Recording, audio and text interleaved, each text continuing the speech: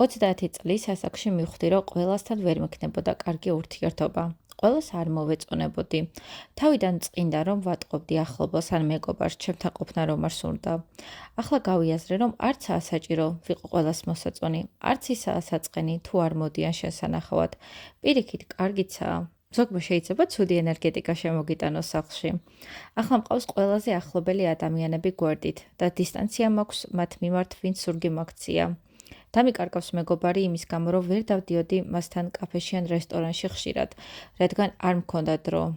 იმიტომ რომ მე 2 შვილის დედა ვარ. მალე 31 წლის გავხდები.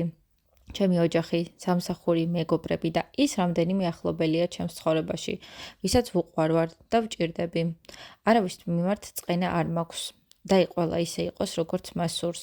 მე ჩემი ოჯახით ვარ ძლიერი და ბედნიერი. და ბოლოს არავინ დააბრუნოთ თქვენს ცხოვრებაში ისევ უკან, ვინც ერთხელ უკვე უარყოთ. მადლობა რომ მიყურეთ და გამოიწერეთ ჩემი არხი.